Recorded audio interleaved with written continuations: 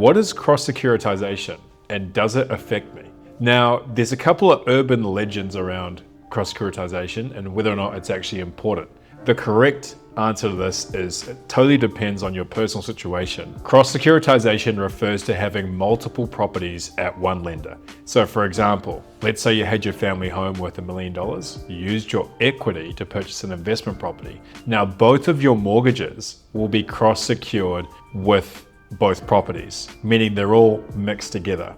Even though there might be two distinct separate loans or two entities, for example, your personal names and a company that you own the rental property in. You might assume the bank has done it separately, but 100% of the time, or 99% of the time, it's not the case, unless you specifically ask them not to, but regardless, they always do. So your property will be cross-secured unless there are multiple applicants in each particular loan application, then they'll be separate. How could this affect you? The real issue with cross-securitization is if you want to sell one of your properties, the bank can use that as an opportunity to review the remaining lending that will be at your property. So for example, you want to sell your investment property, you still owe 700 grand on your family home, but you're expecting to sell your rental property and take the profit that you've made on that mortgage.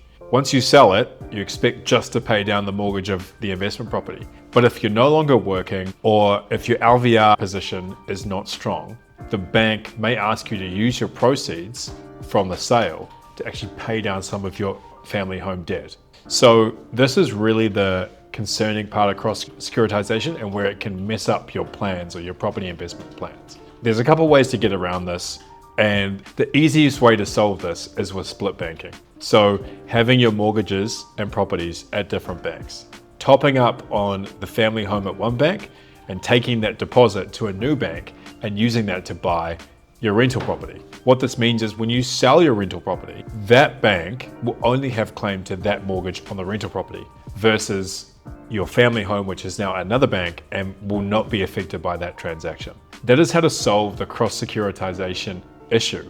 Now, it's not always an issue. For example, if you're a young family that's building their property portfolio, you're earning good income and you can't see that changing for quite some time, there's not really any reason to split bank unless you think in the future your income might go down or your situation might change and you might in the future fail the servicing requirements to keep the proceeds of a property. So if that's the case, cross-securitization could be good, but if you don't see that being an issue, then having all your properties at one bank can sometimes be a benefit. You're a bigger customer to the bank, you have more leeway in terms of negotiating, maybe bigger cash retention cashbacks or better interest rates. So that can be a positive to having all your lending at one bank. Also with cross-securitization, some people like the fact that their family home might not be leveraged on. So for example, you've got your banking at one bank, but the family home's paid off, it has a very small mortgage on it.